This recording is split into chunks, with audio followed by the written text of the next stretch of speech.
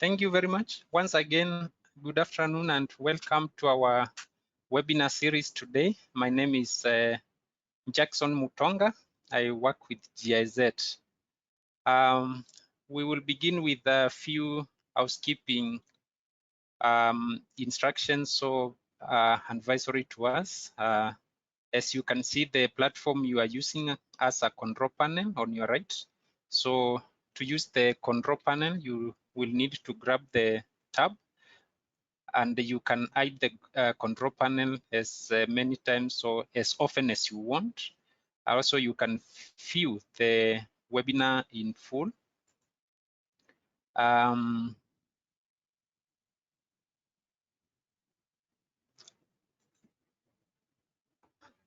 You can also be able to change the language from the control panel, and there is a place, written questions where you can type your questions as the webinar continues, and it gives you the options to send the questions to the presenters or to the whole audience. So you just type your questions as you wish. When you wish to share them with the whole audience, fine, or to the presenters only, that is still fine. So all the questions will be recorded, and we shall try to answer as many as possible. So you will be muted for the whole webinar automatically, but your questions will be read out to the whole audience. Just to notify you, all of us, that the webinar will be recorded, and the recording will be made available to you after the webinar. Just a quick snapshot of our project. In GIZ, we are working under the project Advancing Transport and Climate Strategies. It's called TRACS in short. It's funded by the International Climate Initiative of the German Ministry of Environment, BMU. And it's a regional project in several countries: Vietnam, Kenya, Morocco, Chile, and we have the global outreach. In Kenya particularly, we work very closely with the Ministry of Transport, Infrastructure, Housing and Urban Development, and specifically the State Department of Transport. The project has been being implemented from April 2017 as phase 1, and we are now under phase 2, which will end in April 2021. You can see there the project website. It's changing-transport.org, so you can have a look later. So in Kenya, our project activities are informed by the Kenya National Climate Change Action Plan, as well as the Kenya Climate Change Act of 2016. Has identified and prioritized together with the State Department of Transport. As we are all aware, the transport sector is the most polluting sector in our country, and that's why we are linking all our activities to climate change to minimize, mitigate as much as possible pollution from this sector.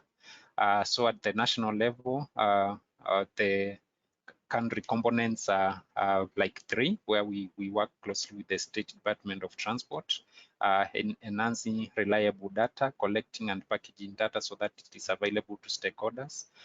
We build institutions and collaborations locally and also internationally. And most important, also we build local capacity for our project. Within the last 1.5 months, we have had a series of webinars, scheduled 3 of them. The first one on 6th of August on the state of electric mobility in Kenya, where we had the State Department of Transport and UNEP present, and that one, the recording is available. Then the second one was rural and urban applications of e-mobility with the Siemens Foundation and a private company called Knights Energy. That one also was good, and we have the recording we could share for those who are interested. And today we are on our 3rd webinar, very important, on electric mobility and public transport, focusing on alternative business models and the energy supply in Kenya. Often it is said that electric mobility is not a technology challenge in terms of the vehicle technologies. It is often an energy challenge. So today maybe we shall hear how Kenya is well prepared and focusing on this. And we are privileged today to have 3 super panelists, starting with Mikael Gange, who is the co-founder and the chief sales officer of Opibus, which is a private company. And then we have Mr. Harness Mukhongo, who is the vice president of the Association of Energy Professionals Eastern Africa. Also important, we have Mr. Samson Ondiek, who is the personal assistant to the MD and CEO of Kenya Power and Lighting Company. So it's a super panel, and we are looking forward to engage them. We intend to take maximum 60 minutes for this webinar, and we shall have the agenda is shown on your screens. First, we shall have the presentation from the private sector, Opibus, electric mobility applications in Eastern Africa. Mikael will tell us what they are doing and how they are approaching this new technology. Then Mr. Harness Mukhongo will talk about creating synergies for electric mobility and energy supply in Kenya, and the role of Association of Energy Professionals Eastern Africa. Then we will have Samson Ondiek talking about KPLC capacities to support e-mobility in Kenya. And if we increase the number of e-vehicles, e-bikes in Kenya, is the system ready to support this? Questions to KPLC. Then we shall spare 20 minutes for questions and answers to the panelists. And within 60 minutes, that will be the end. So that is the program. And without further ado, I now invite Mr. Mikael to start the presentation. Thank you very much. Perfect. Thank you so much for that introduction, Jackson. Let me just confirm that you can see me and you can hear me. Yes, we can see you, we can hear you. Perfect, and hopefully now you can see the presentation. Yes. Does that work? It works, it's on presentation mode. Kindly continue. Thank you. Perfect, so thank you so much for that introduction. It's super exciting to be here. My name is Mikael, and as Jackson said, I'm one of the co-founders and the sales chief officer of Opibus. And I'm here today representing the private sector of the e-mobility industry here in East Africa. And I'm gonna talk a little bit about the story of Opibus, how come we're here in the region. And then I'm also going to present some of the products and applications that we do offer here in the region. And then obviously we're gonna have a discussion and a few questions to KPLC, hopefully, and see how they can improve the play field. All right, so Opibus started with a simple vision of bringing electric mobility down to Africa, because we saw that there's a movement happening in East Africa, sorry, in Northern America, in Asia, and Europe, and e-mobility is really growing fast, and we see a clear path for the transition. But when it comes to e-mobility in Africa, it's been quite slow. And that's partly because of the charging infrastructure isn't there, and then also that there's some obstacles such as high investment cost and also the supply of power. So we found a way of introducing this technology to the region, and that's something called conversion technology. And I'm going to go through that more in detail, but it's more or less where we take existing vehicles in the market that we can simply convert and rebuild into electric vehicles. And the positive thing with this is that we can fairly quickly implement the technology to the region and sort of kickstart the transition, whereas the alternative would be to perhaps start importing vehicles from China, where those vehicles might be designed for another type of terrain and region. And then also about let me see, the policies and everything as well is quite important. So we started off with finding a market where we can take old vehicles and convert them to electric, and that's what I'm going to talk a little bit about today. For Opibus, it's very important to work on different parts of this e-mobility transition. It's not only about the environmental impact, but also about the social impact. So for us, it's very important that we work with capacity building, bringing the technology down here to the region. Because if we do only import vehicles from other countries, and then we don't have the capacity to service or maintenance these vehicles, we're going to have an issue. We also work a lot with policy adoption and standards, because today there's not that much, there's not that much policies up and running right now. There are a few movements happening in the government side, which is quite exciting. And then also for us, it's important with the local production. So we can actually build electric vehicles for Kenya, from Kenya, more or less. So we have a first EV assembly plant in East Africa, and it's down in Embakasi, Nairobi.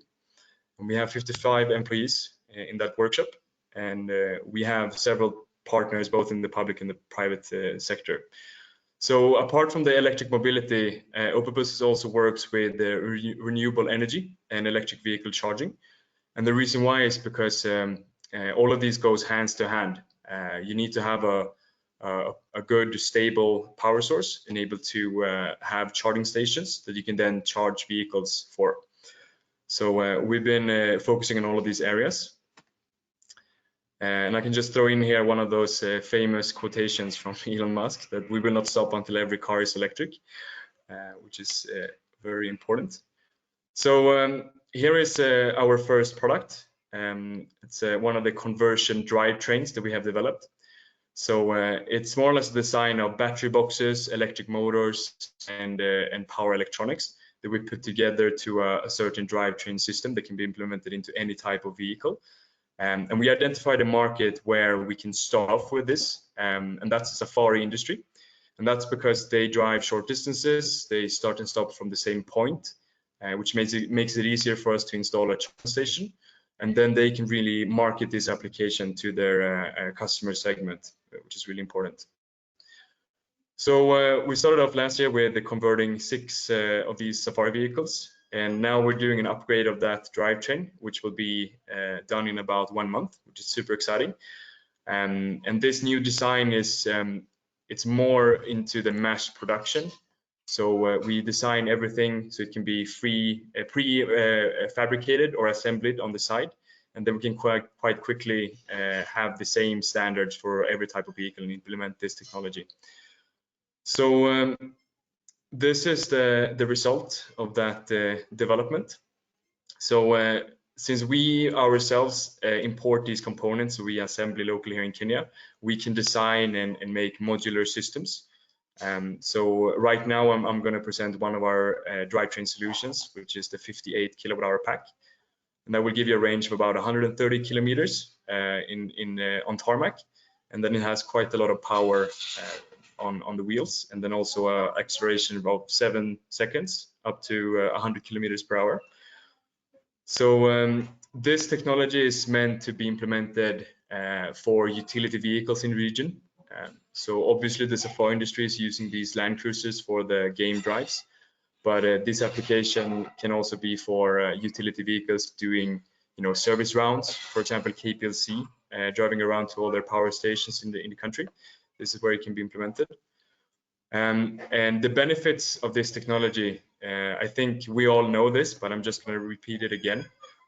So one of the biggest one is that you lower your operation costs by almost 80%, and that depends a bit on the ranges that you drive per day, the distances, and then also on the power source that you provide the electricity from. But that's very important for a benefit for electric mobility. And then also many people are surprised that the electric vehicles are actually more powerful than a normal internal combustion engine.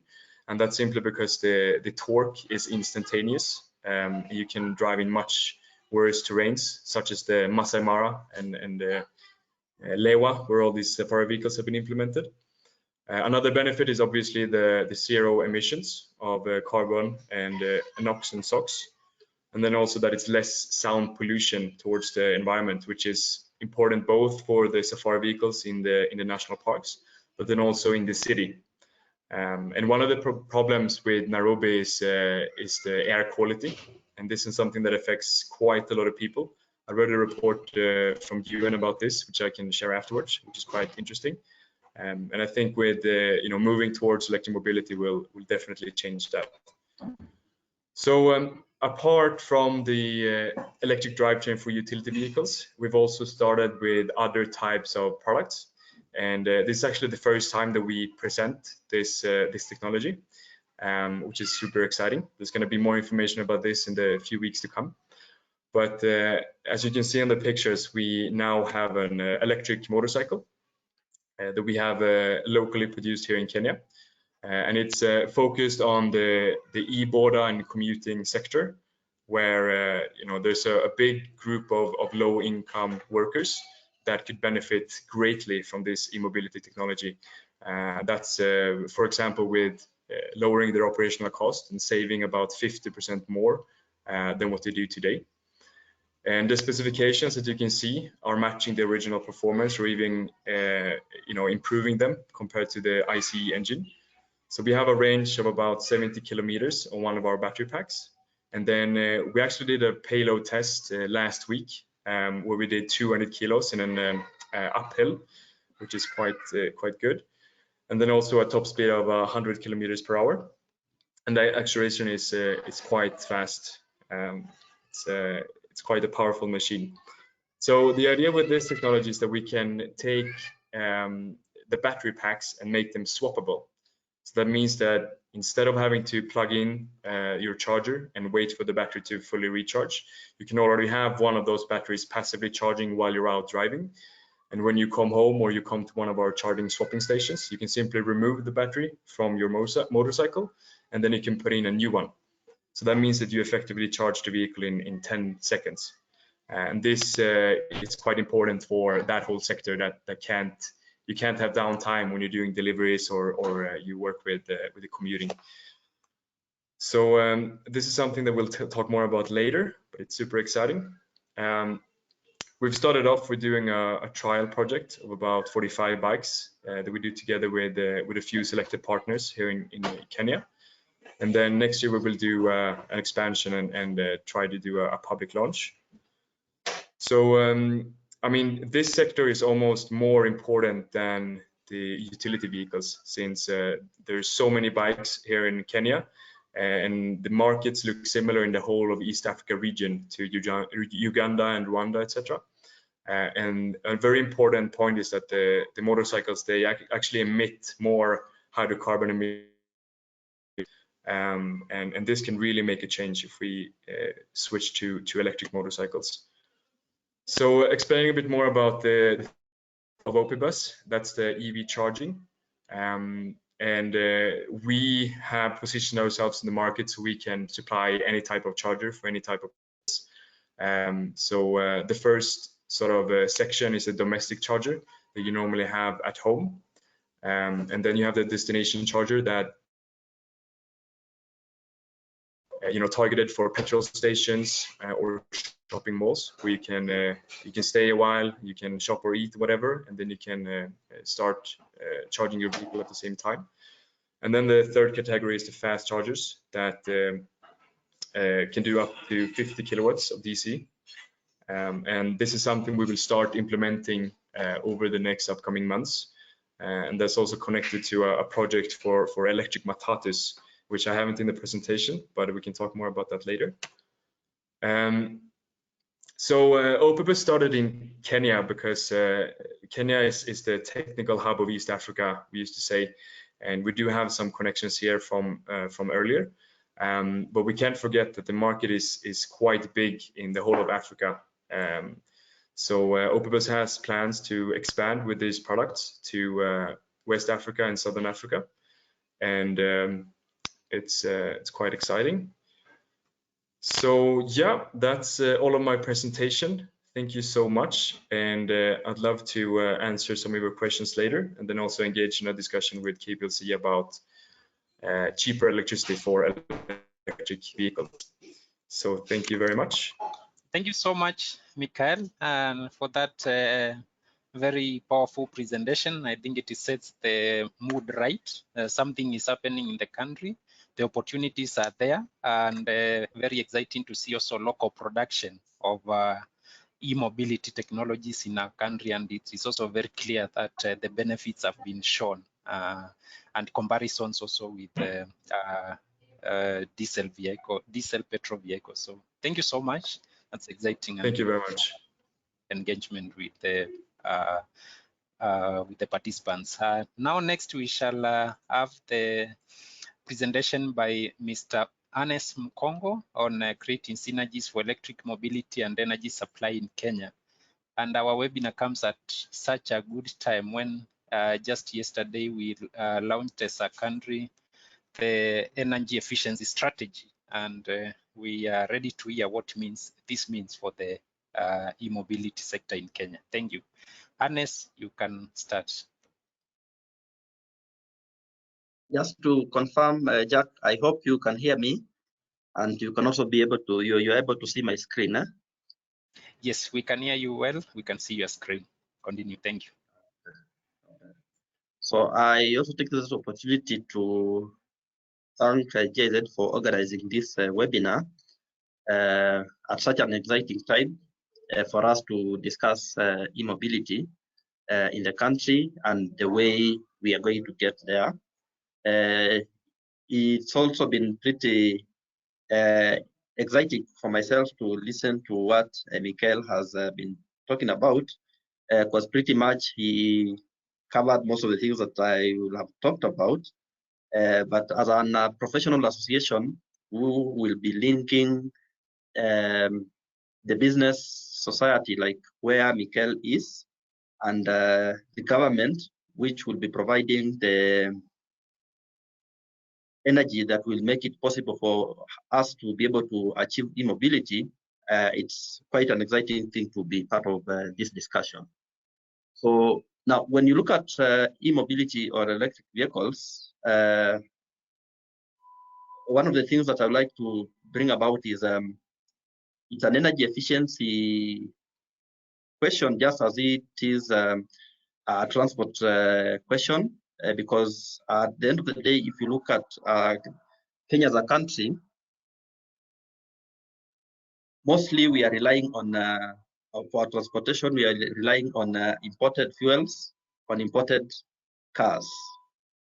While we have a very interesting scenario in the country where currently we have a green grid with a substantial installed capacity, in fact, with a surplus that can be able to power a part of our transport section.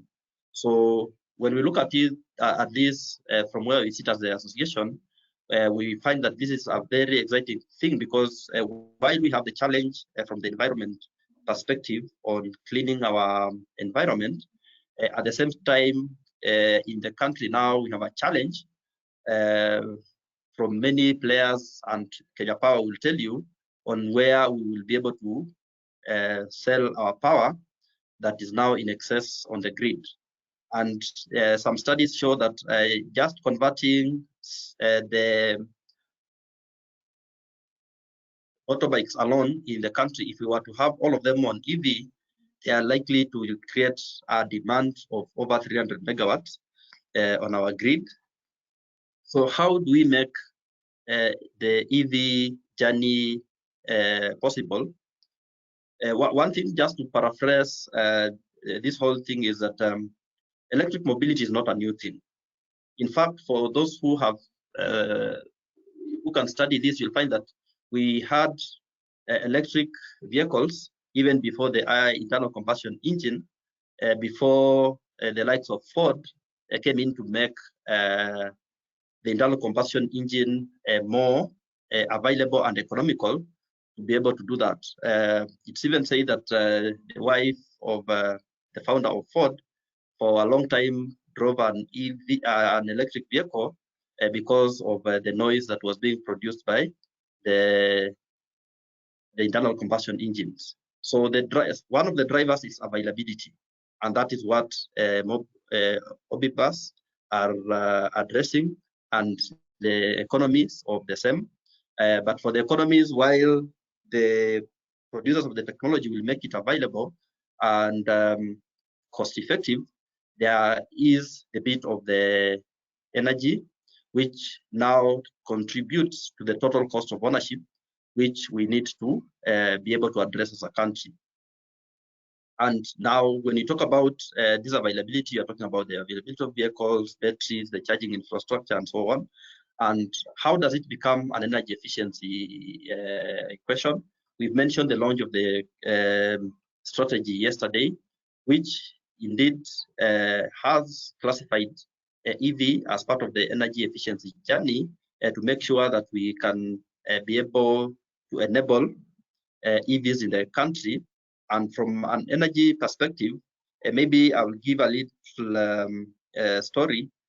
There was a video that was shared, done by the chairman of Mahindra, about a person they found looking for gasoline to be able to power his EV, and all they found that this guy walks around with a genset to try and charge the Tesla to be able to go about.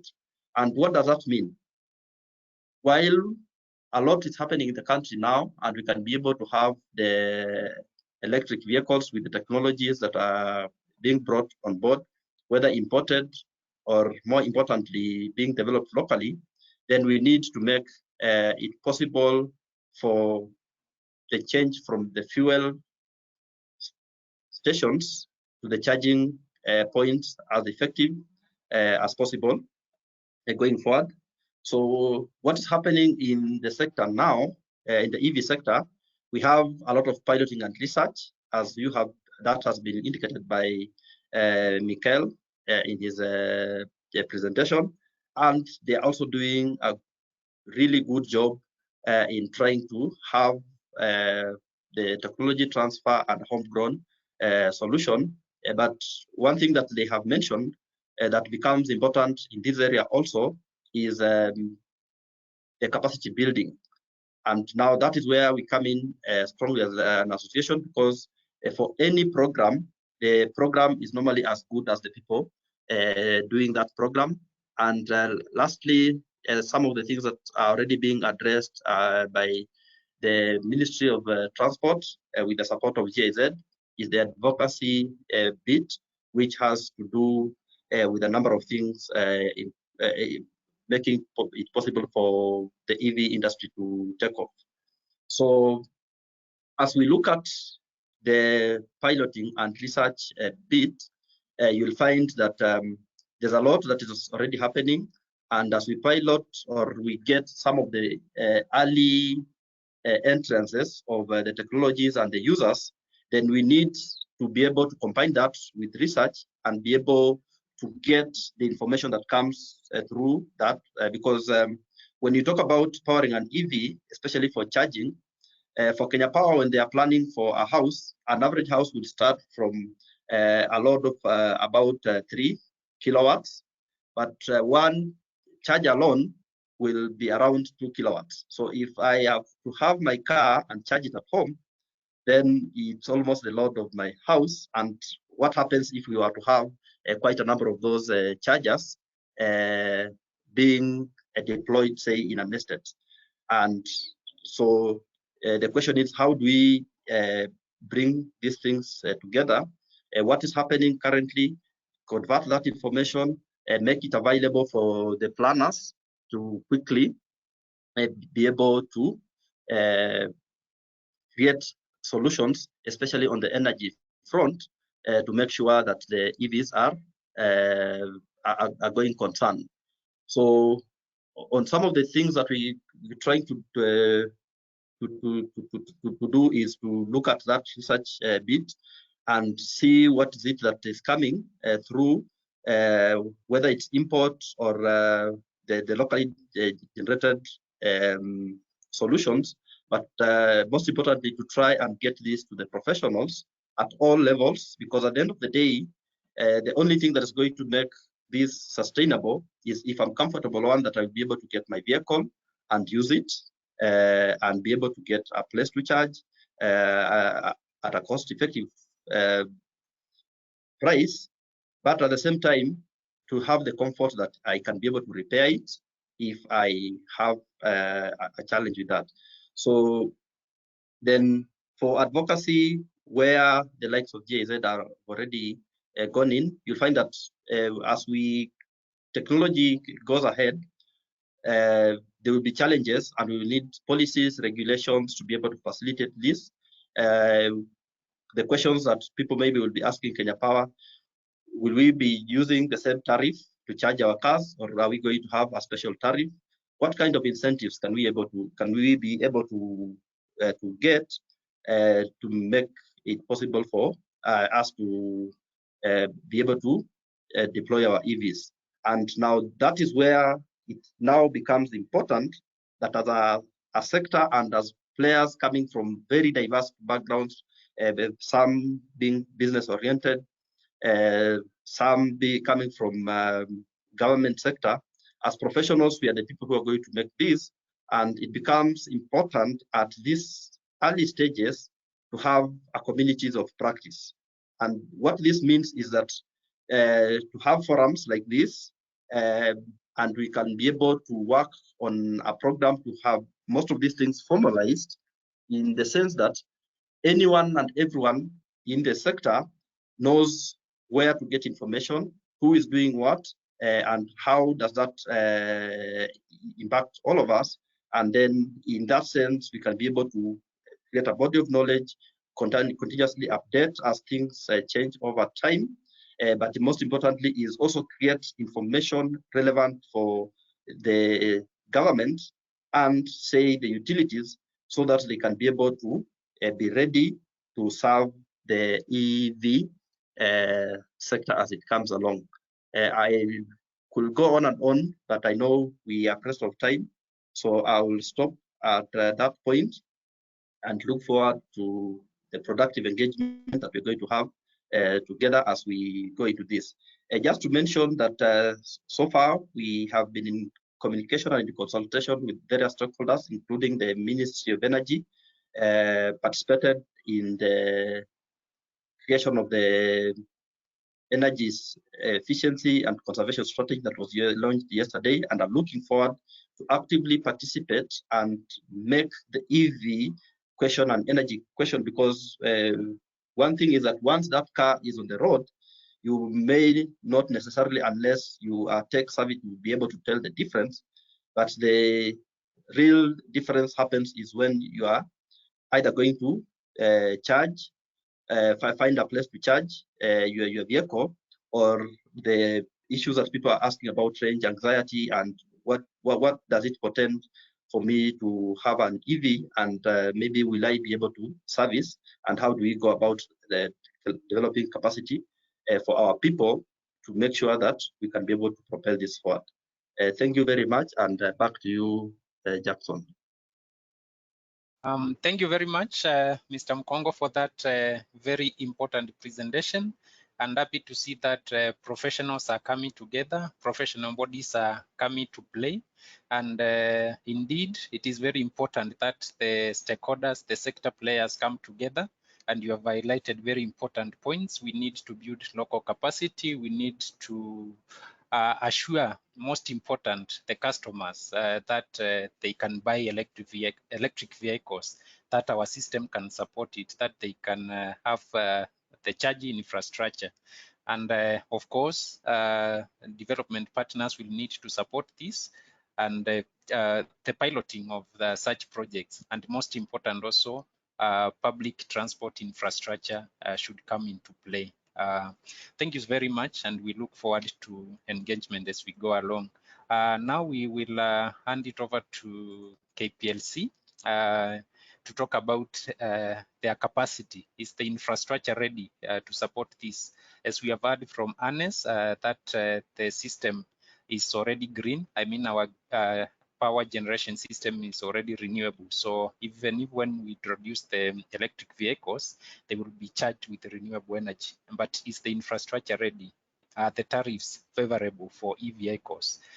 So without further ado, I will hand over to Mr. Ondiek to present on the position of Kenya Power. Mr. Ondiek, you can hear us?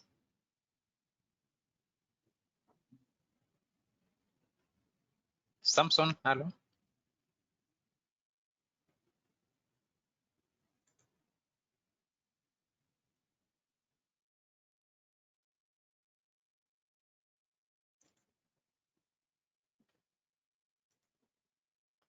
Samson seems to have dropped out. Yeah. So maybe you can address some of the questions from Opibus while I reach out to Samson separately. Okay. Thank you. We will have Samson on board as soon as we can. So maybe we now go to some questions which have been raised, especially to Opibus. And I begin with an interesting question here on business model. Mr. Mikael, if you can hear me, there's a question from Zelda Mairura. Exciting developments by Opibus. Question, what will be the ownership model of the electric motorcycles? Will the riders fully own the bikes, or will Opibus be lending the bikes to them? If they will own the bikes, can they afford them? Mr. Mikael, if you can speak to that. Perfect. Okay. And then I can also question. Cameras. All right. Is someone speaking at the same time? So we got Samson back. What you can do, maybe Jack, you can give us direction, but I think maybe that one question can be answered, and then we switch to Samson after that. Yes, I will let Mikael answer the question, then we can switch to KPLC. Mikael, please. Perfect. Thank you very much. So Zelda, thank you very much for the question. So Opibus is a technology provider of the electric motorcycles, and we've positioned us there because we don't know yet exactly which business model makes more sense. Part of this trial project right now with all our partners is to find the best business model for this type of product. I would say that we're open for any type of solution, and leasing is definitely an interesting option, and that's driven, by the obstacles of paying for electric mobility up front, and it's the same model that we use for the Boda drivers today, where people can finance the Bodas through asset financiers and then they pay it off as they go. And I think that's also a very appealing business model for the electric motorcycles. But as I mentioned again, we do examine all of these business models right now, and nothing is set in stone yet. Thank you very much, Mikael, for answering our participant. Now I will hand over to Samson. Samson, you can hear me? Yes, I can hear you clearly. Jackson, can you hear me? Yes, I can. Thank you very much. Thank you. Are you able to show your slides? You can put on the slides, the one I shared. Okay.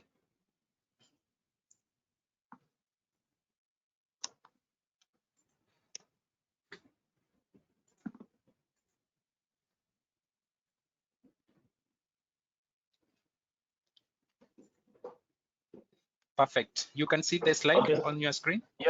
Yes, thank you very much. And we should thank the organizers for inviting us to participate in this presentation. Electric mobility is one area that as a company, we've been focusing on it as one of our area in terms of demand stimulation. As you're going to see in the presentation, Kenya Power has, you can hear me? Yes, we can hear you, though you are breaking. Yes. Please continue. Okay, I was saying that Kenya Power has been experiencing quite a level of expansion in terms of the generation of power, distribution, infrastructure, and of course the connectivity of customers across the country. Can go to the next slide. Of the key mandates of KPLC, as you're going to see from my next slide, is we are a bulk. We procure power in bulk from different generators, and as it has been rightfully said, the type of generation currently we have in the country is predominantly, when you look at the dispatch, renewable energy. And being the single buyer, we procure power, then transmit, distribute it across the nation. Of course, we retail it and ensure that our customers are well served. In terms of the current statistics, looking at the installed capacity and other key statistics, you will notice that the generation capacity that we have. Yes, you can hear me. Yeah, I'm saying the generation. Samson, you can hear me? Yes. Please continue. The installed capacity currently we have in the country is about 2,791 megawatts. Of course, we look at usually the effective capacity, given that some of the plants are not might not be in use. You've taken off the presentation. Sorry, it's on your screen now. No, it is off. It's off, Jack. Maybe I share it again.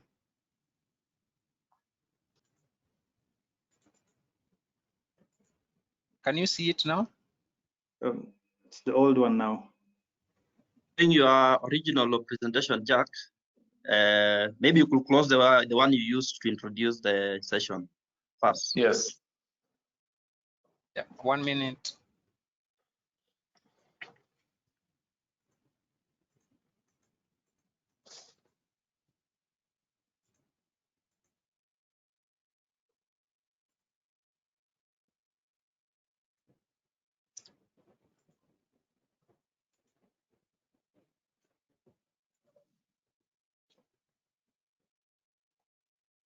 You can see your screen now?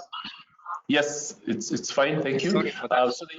I was saying the effective generation capacity is about 2712, meaning that at some given point we have plants that are off for maintenance. So what we can consider available for the network is what we refer to as effective generation. Of course, as alluded to, our peak demand is 1926. That is the highest point at which we have recorded, which was done in February, in terms of demand of power, of energy across the network, leaving a reserve margin of about 23%. 23% is good enough to ensure that in case we have any maintenance activities going on or one plant is off, we are able to sustain supply across without having any challenges. The other key numbers is looking at the number of customers that we have currently. We have about 7.5 million customers, most of them being domestic, of course, and bringing the population access level to about 75%. The next slide, we are going to look at the various supply sources. As earlier alluded to, we have a huge potential and, of course, already exploited renewable energy sources. Currently, the system has about 828 megawatts of geothermal. That is usually offering our base load support. And then we have about 826 megawatts of hydro. Wind, we have 336, predominantly from Lake Turkana, 310. And then the remaining portion is from Kengen. We have 2 megawatts of biogas, biomass, that is true biogas. Then we have solar, which is 51 megawatts. And of course, we have thermal that offers us support during peak time, peak hours, and also takes care of the off-grid region. So with this, the energy sources, if you look at the projected demand, there's a supply and demand up to the year 2023, you'll notice that, of course, there are certain number of plants that are coming on board, most of them, again, being renewable energy, from renewable energy sources.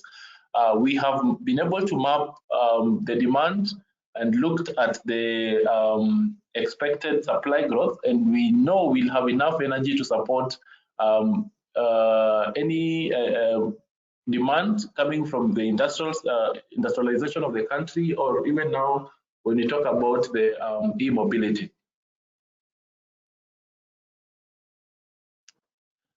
This is just to ensure that, or to let you know that electrification has been done across the country. We've been able to connect out of the about 12 million households that we know we have in the country.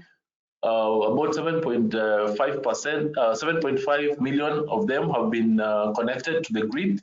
We have others that have been connected using other different technologies. We have mini grids that are connecting customers who are off the grid. We have within our self-established thermal plants in Moyale, in Lamu, in Father Island, and many areas where we cannot be able to extend the grids to ensure that power is available.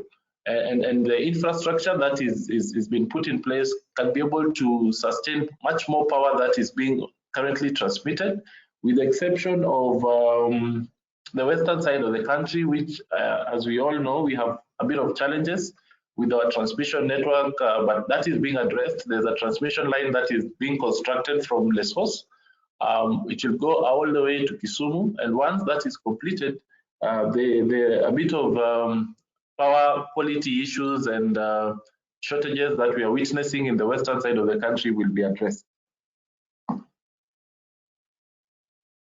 And this is just to give you an idea of the kind of network that we are running. We have about 83 kilometers of transmission network cutting across the entire part of the country. We have about 152 kilometers of distribution network at 66 kV, 33 kV, and 11 kV. And then we have, of course, I've mentioned earlier about 74% or 75% connectivity. The other side of the graph that we are witnessing is the demand status. You can see how demand has been growing from 2018 to where we are currently are. In 2018, the peak demand was at 1812, but we've been able to have that increased to about 1926. And of course, all of us know what happened during COVID. That dropped drastically to about 1765. But we've seen a lot of kind of efforts to ensure that we go back to our average level of about 1800 megawatt in terms of demand. Again, same presentation, just showing us what we have in terms of the infrastructure. And this is available across the country to ensure that we provide quality, reliable, and flexible supply of power in terms of ensuring that we don't have any outage, ensuring that the power quality levels are up to standard, and that it is reliable. You can count on us to ensure that you can have that power wherever you would wish to have it. Over years, I know if you look back in 2018 or thereabout, we used to have a lot of power issues in terms of the outages and in terms of the quality and the number of outages that one can witness in a given time or in a given year. These two graphs tell us of the level of effort that the company has been putting in place to ensure that the two items, that is outages and the duration of the outages, are taken care of to ensure a reliable and quality supply of power. When you talk of KAIDI and SAIFI, KAIDI looks at the customer average interruption duration index. It looks at how long customers' interactions occur during every interruption. And then the SAIFI looks at the system average interruption frequency index. It looks at how many times a customer on average is interrupted within a given period. And you've noticed the numbers are not that bad compared with what is happening internationally and for utilities of the maturity levels and sizes of like KPLC.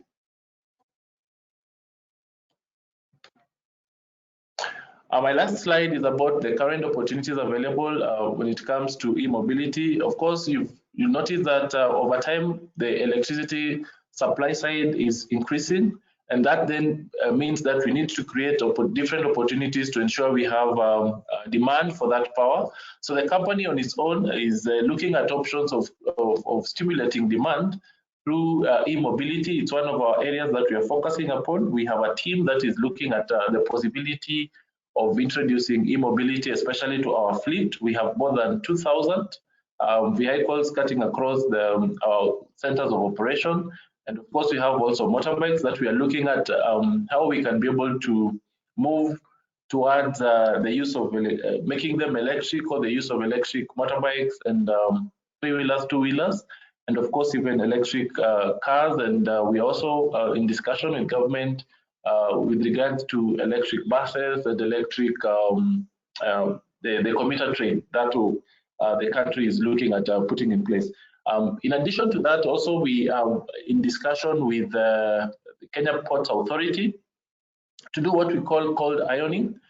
This is one of the initiatives that we believe if we do that, it will help reduce the level of emission, especially from the ships. Cold ironing is where the ship, when the ship docks at the port, rather than the ship running on the generator, we are able to plug in power into the ship, and then the ship within the period that it is docked at the port is using electricity rather than it will switch off its generators, so that then we are able to reduce the level of emission along the coastal side, and of course stimulate demand that is important. We are also at the moment looking for partnership and opportunities across all other industry players and sector players that if anybody is, we are reaching out to anybody interested to partner with us so that we are able to carry forward the issue of promoting the use of e-mobility across the country. We are willing and we are already putting up some pilot e-mobility charging stations within our buildings in the e-house, electricity house in Nairobi, and Waraka, we have a garage in Waraka. We are also having, we are looking for partnership. I've heard about Opibus, which I believe maybe I'll reach out later. We are also considering offering training in our training school related towards maintenance of electric vehicles and bikes, so that then we ensure that the entire loop in terms of supply, maintenance, and is taken care of. I wish to stop there, Jackson. Thank you very much, Samson. We really appreciate the input from the utility, one of the most important parts of the chain of e-mobility in any development. So happy to hear that we have potential in the system to support e-mobility in the country and upcoming renewable energy projects. So even in future, when we increase numbers of e-vehicles, we will be able to be supported, and that the infrastructure can support more load, and ongoing projects also will make sure that across the country we can support e-vehicles, and people can move anywhere and be assured of supply. And most important, quality and reliability of our power is improving, and we look forward to more improvement. So at this juncture, I want now to call upon all the participants on screen so that we can have a few or input to questions from the participants, which I think is very important, and we need to open up now this discussion. So I will begin with Opibus, and there are several questions here, technical ones, and I will give you these questions. Maybe you could tackle the first three. Is the converted Land Cruiser by Opibus still four-wheel drive? Does it still use the transmission? Do you need to use the gear stick? Mikael? Perfect. Hi, thank you so much for those questions. So on the first question of is the converted Land Cruiser still a four-wheel drive? So that's yes. We do remove the 5-speed gearbox, but then we attach our electric motor onto the transfer case. So it means that we still have the four-wheel drive gear stick, and you can use that the same as usual. Regarding the other question about do you need a gear stick? Since we removed the 5-speed gearbox, we actually add one of our own. It's a 3-positioned gear stick for drive, neutral, and reverse. And as you know, electric vehicles drives like an automatic car. So when you want to accelerate, you just push it into drive, and then you start using the pedal to move forward. And the same thing with reverse. The third question was about the weight, was it? Yes. How heavy is the Opibus Land Cruiser? Perfect. And what is the top speed? So the weight of the original Land Cruiser 79 series is about 2.2 tons. And then it depends on the vehicle. If it's rebuilt into a safari vehicle, it obviously weighs more. But if we start with the 2.2 tons, we remove about 300 of those kilos, and that's the fuel tanks, the internal combustion engine, and gearbox. And then we add about 350 to 500 kilos of electric drivetrain, depending on the battery pack size, because the battery is the most heavy component. So that means a surplus of around 50 to 200 kilos extra. Thank you very much. Another question to you before I hand over to Mr. Mukhongo. Thanks for the good presentation, Mikael. A couple of questions. Does Opibus sell the charging systems as standalone units? Does the company also carry out installation on site when the units are purchased? Then the third one, from your experience, what approvals, if any, are required by EPRA, Energy Petroleum Regulatory Authority, or the State Department of Transport? Thank you. So regarding the first question, we do sell these charging systems at standalone units, and we've received quite a lot of interest from progressive hotel chains and real estate companies that builds new buildings. They want to hedge themselves to the next 5-10 years, because they know electric mobility will be a thing here in Nairobi. So yes, we do also installation of these units and also after sales, so we can provide the full service of these components. We've talked to a lot of different stakeholders and governmental agencies about electric mobility, but we haven't actually reached out to EPRA or KPLC about the charging stations specifically. So I'd love to have a talk with Samson after this and discuss that a bit more. But how it works in Europe is normally that you install it onto the grid, and then there's a different revenue share structure. So maybe the owner of the grid takes a small percentage, the owner of the charger, and also the one who operates it. But yeah, I'd love to come back with some better questions after we've discussed with KPLC. Okay, and on the regulations, are there any approvals required by EPRA, State Department of Transport, or Kenya Bureau of Standards? So I actually don't know about this. We have a policy manager that is much well suited to answer this question. Maybe we can come back regarding this question over email. Thank you very much. The next questions, Mr. Mukhongo. One, I begin with a comment here and a suggestion. County governments can implement building regulations requiring office blocks, apartment buildings, and more to have some charging infrastructure. Maybe you take up that to your association discussions. Then there is a question to you directly. Do you consider having the health sector as part of the advocacy to back up the case for pollution?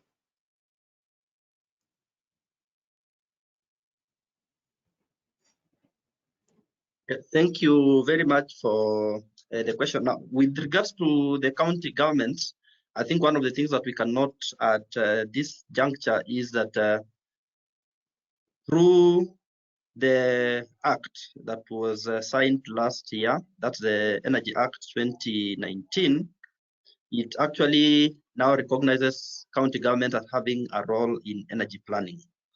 And what that means is that every county government now is required to have an energy plan, which will include all the discussions we are talking about, the EVs and the provisions that they will want to do, depending on the kind of developments they are having, because county governments, as you all know, can still directly attract investment of direct investment into the county government. So yes, the county governments have a role, and what is happening through the Ministry of Energy and other stakeholders, the association also involved, there's a process now to develop capacity and help county governments rise up to that challenge, and that process is ongoing. Yes, as part of the things that we can be able to, actually, why we said we need to develop synergies to make sure that the EVs go and go fast, is that there are quite a number of benefits that we can be able to get as a country from EV. And yes, health is one of the issues that is at the top of the discussion, and we just need now to have professionals from across these fields to come together and do that to make this happen. One thing that I want to emphasize while making this point is you'll find that for most projects, for somebody who's been in the energy sector for some time, the challenge for energy projects is never the technical bit most of the time. The technical bit will normally be around 10%, if I can put it. Otherwise, the other part, which will now include things to do with regulations, because that's mainly legal, financing, which is economics, and all these things to come together, social things to do with, like Kenya Power will tell you, if they were to get away leave and so on, are the ones which make the bulk of the success of any project. So the way to succeed is to recognize that and bring in all the players from these areas and give them the information they need to be able to champion that debate on their side.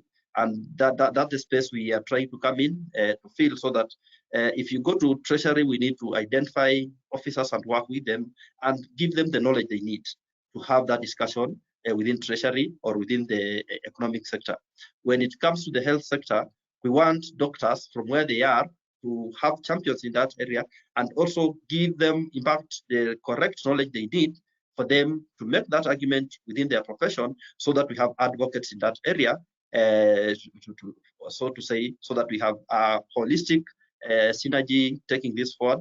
And this is very important because not just the health bit, but it's a big thing for the economy, because when I see companies like Opibus, it means that now we are going to get in a situation where we are going to have local vehicles, because with time, when they are done with the retrofitting, I'm expecting that we are now going to have a local brand of a vehicle to now be able to compete with the international brands in this area. So it's pretty exciting, and it's something that we need to bring on stakeholders and especially professionals from across the board. Thank you. Thank you very much. The next question is to you, Samson, if you can hear me. It says, charging infrastructure remains the biggest obstacle to electric vehicle uptake. KPLC will have to upgrade transformers and conductors for home charging. Can KPLC allow other players to invest in charging infrastructure and sell power to electric vehicle owners? Samson, maybe you can react on the upgrade on infrastructure, especially to homes where people might charge their vehicles at night.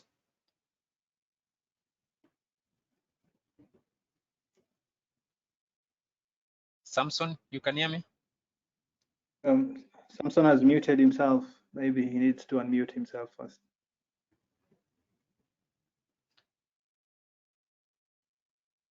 Samson, we cannot hear you. Please unmute yourself.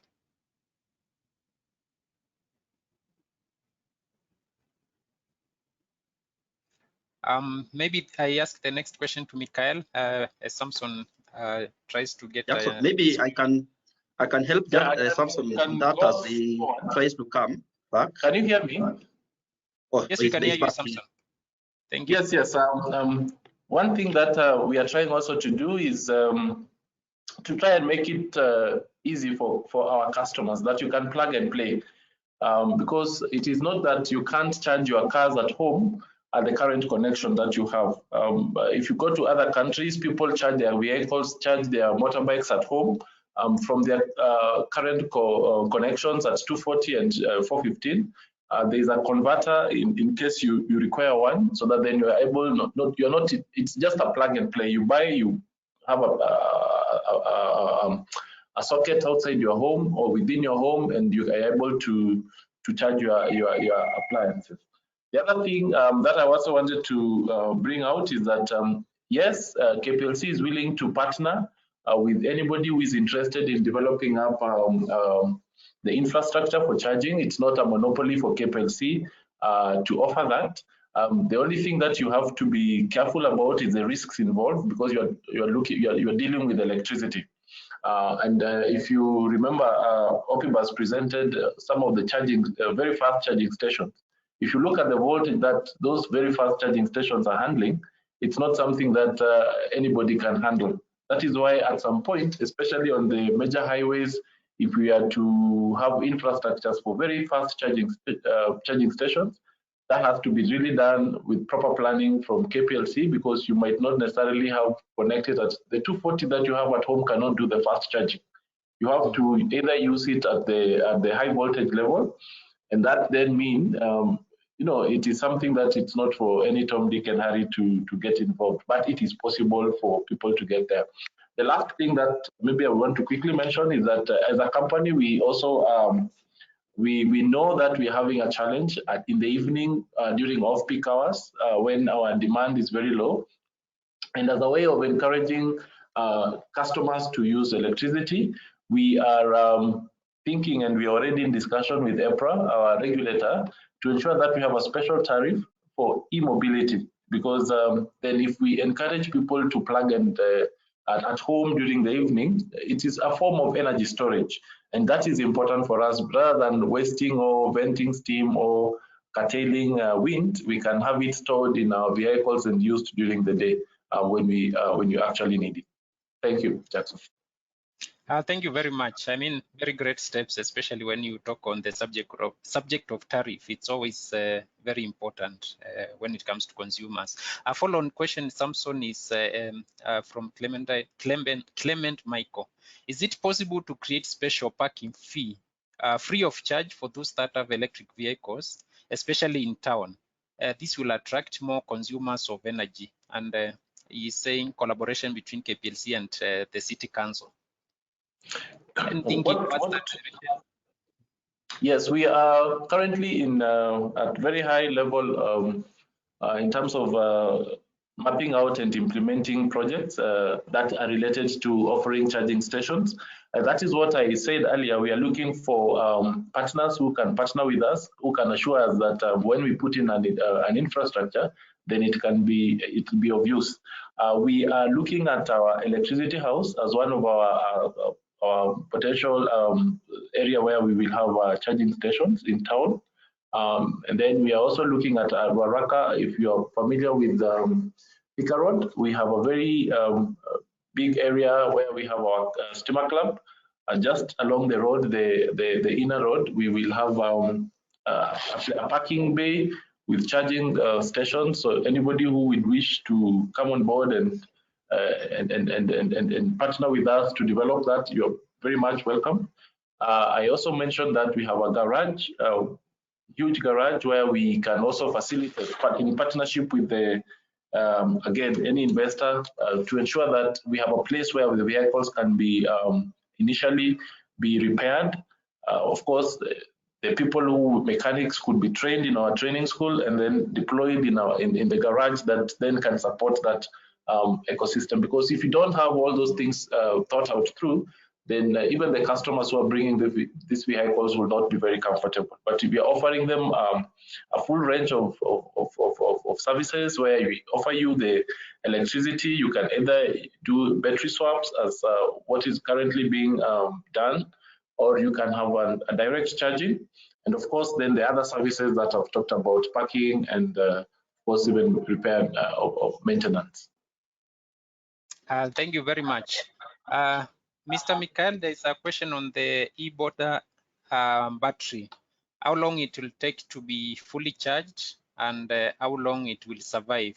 I think it's the age of the battery, how many years it can survive, if I understand the question. And then there was another question related to the conversion to e-bikes. There was a question on the e-waste management. Do you have plans for that? And then the other question was, what happens to the items you remove from the current bikes, the fuel tanks especially? Mr. Mikael, many questions to you.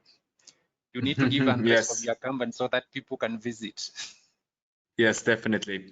Perfect. Thanks for those questions. So regarding the charging speed on the swappable battery packs, we have different chargers that can charge at a lower speed and a faster speed, but it's between 3 to 6 hours right now for the chargers we have in stock, but in the future it could be as low as 10-20 minutes.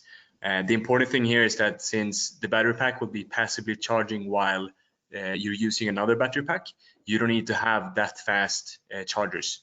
So, while you drive, there's going to be a battery pack at home or one of those charging stations that can charge up in 2 to 6 hours. Regarding the other question, can you remind me again what it was about? The e-waste management of the batteries, and then the other one is what happens to the fuel tanks which you remove from the current bikes. How do you dispose them? So the battery packs, all of our battery packs use a battery chemistry called lithium iron phosphate. And it's a chemistry that has very good properties on long lifespan. So it means that they can do about 5,000 life cycles, which mean one discharge and one fully charged. That's one cycle. If you do one of those cycles every day, that means we have a lifespan of maybe 13 to 15 years. And when it comes to e-waste, right now it doesn't make sense commercially to invest in recycling plants for batteries. But as long as the demand is growing, it's a very commercial and possible business idea in the future, which is something Opibus will take responsibility in or have partnered with. So it's sort of like a catch-22. You can't invest in a recycling plant when you don't have any batteries. Obviously you don't want to put out a lot of batteries there without having a plan to recycle them. But I think that's the only commercial viable alternative. The other waste from our conversion process, right now the owner of the vehicle gets back their components that they can use for spares, etc. But we do have plans to create our own process flow for dismantling and recycling these components. The motorcycles will be converted. It's only part of our first trials right now. But in the future, there's going to be a completely new frame that is produced locally here in Kenya or maybe somewhere else. But the conversion of motorcycles is not going to be our focus from 1 year from now. Thank you very much for the answers. To Mr. Mukhongo, Hyper, the last question is, what is your comment on the regional approach, the regional perspective, considering that you are an Eastern Africa Association? Are there plans in supporting the transition to electric mobility or areas where we need to work together regionally?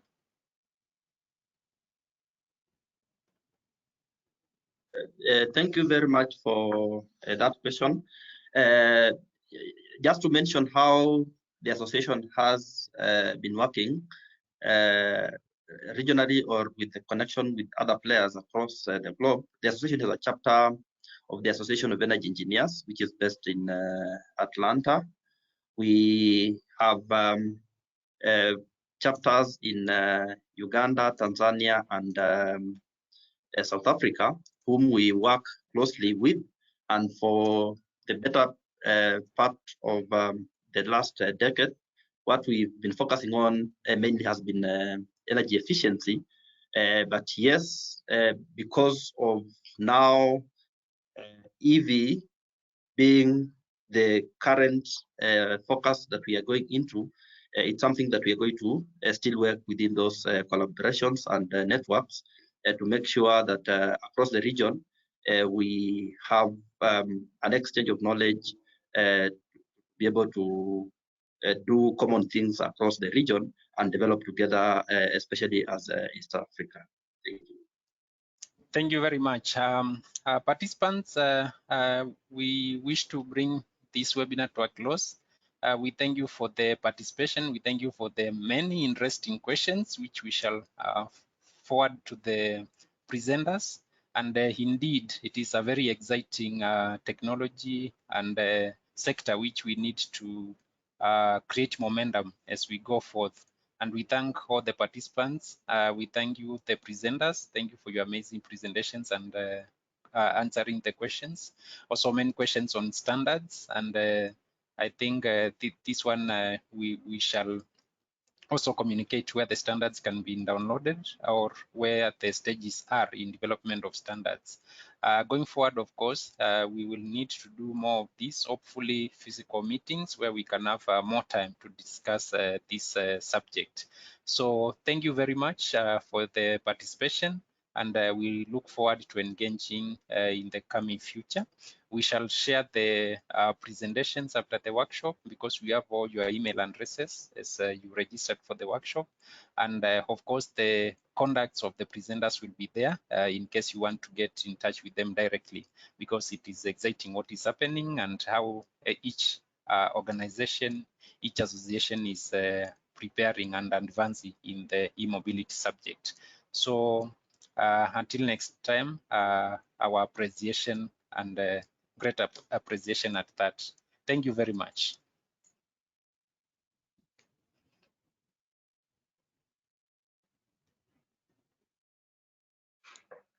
Thank you.